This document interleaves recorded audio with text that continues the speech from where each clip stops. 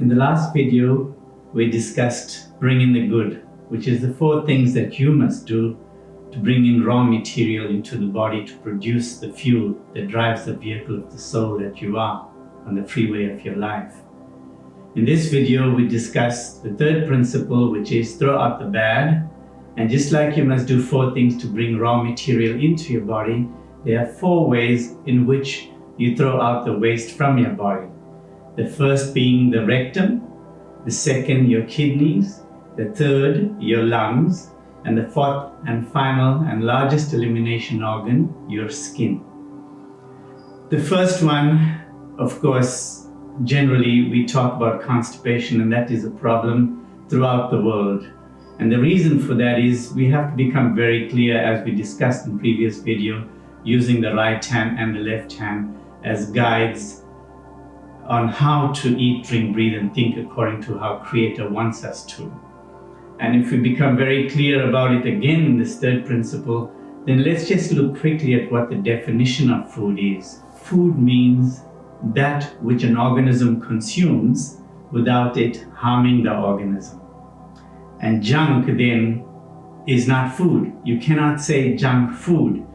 If it is junk, it is produced out of the 24 synthetic elements that humans produce in their atomic laboratories, and food is out of the natural elements that make up the planet, which our bodies are created out of as well. So you cannot say junk food. Junk is either on the left-hand side and food is on the right-hand side. And it would stand to reason that if you ate 50% junk and 50% food, that a person should be half dead. It's pretty incredible how much ignorance there is in the planet, because on a daily basis people are committing unintentional suicide and killing themselves in installments. The first elimination organ, the digestive system, is very complex, but we are responsible just in 2 places for that, the upper end and the lower end. And of course, as we discussed in the previous video, both places we are making a mistake. We bring in the wrong raw material. We do not chew it until we can drink it, imagining there's teeth in the stomach.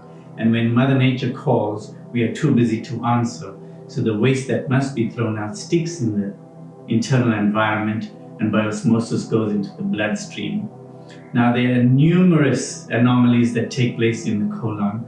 And as we may have discussed in the previous video, the colon cancer is number 3 behind lung and breast cancer around the world, but fast becoming the number 1 cancer.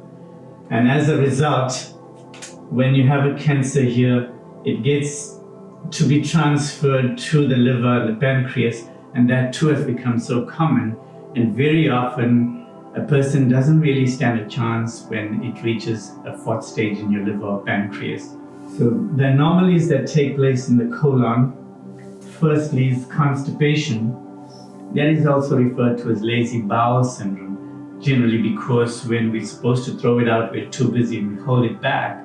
And the peristaltic movements here, they start to get deadened with time and collect the stuff that normally sticks in the porcelain of a toilet pan and starts bloating this area.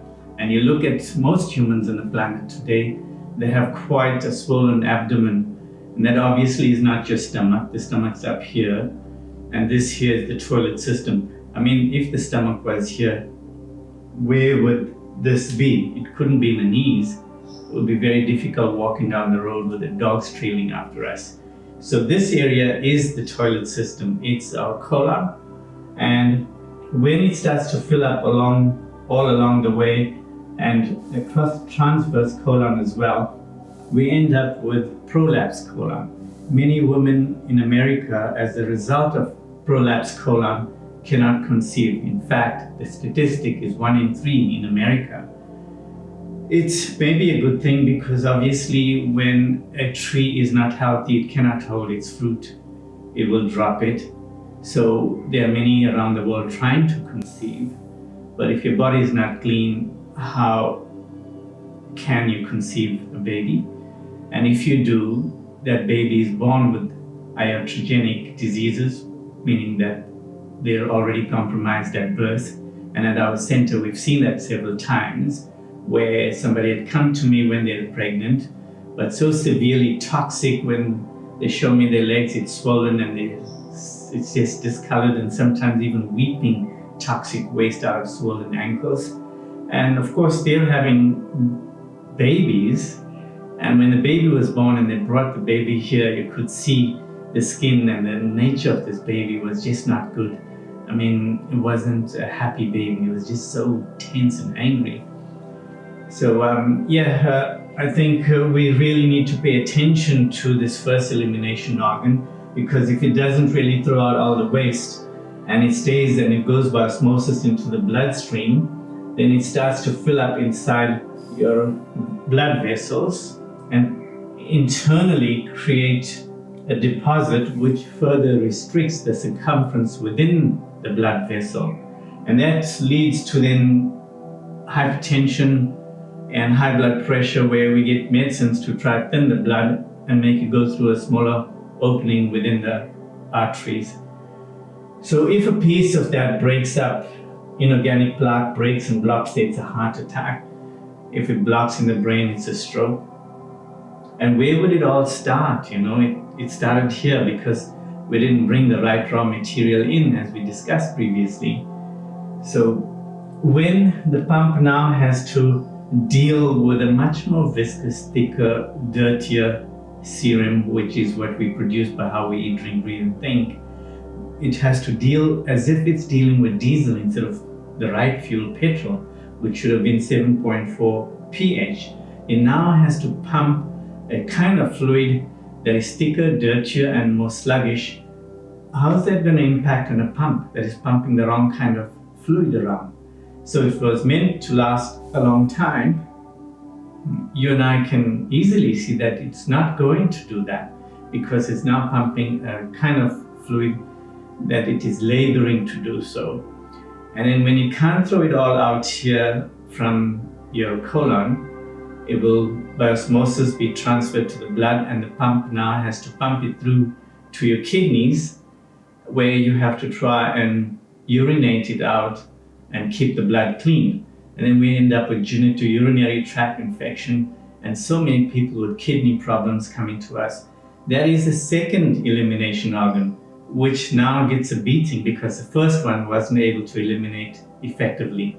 The waste then is still in the blood. It's not all being eliminated by the kidneys. So the pump now has to try and get rid of it from the lung when we breathe out. And then the breath turns toxic, and in many people's case, it's lousy, stinky breath. It's not just your teeth that's not right, it's like opening the lid to a bin. And it's coming from way within your body. So if you can't throw it all out through the lung, and which starts to get compromised because there's so much of waste in the lower bottom of the lung, it comes back into your bloodstream, and now the heart tries to get rid of it through the fourth and final elimination organ, which is your skin. And so you can do whatever you like from the outside, and your best cosmetic is internal hygiene. As within, so without. If you're clean inside, you look really clean and fresh on the outside as well. That's your 4 elimination organ. You bring in the good, you throw out the bad. And if you didn't, then the waste stays inside, lowers the pH of your biochemical, and it is the beginning then of every disease in your body. And no matter what we do from the external with medicines, it's like painting the car, really, when it needs a service. And the vehicle of the soul that you are has been traveling along on the freeway of your life for several years, maybe 50 years. And it's probably never been serviced in the way I'd like to talk to you about servicing it, which is a following principle. But before we do that, let's discuss the 4 stages of disease, which is the 4th principle. If you didn't bring in the good, you didn't throw out the bad, what happens? There are 4 stages of disease: the acute, subacute, chronic, and degenerate stage of disease.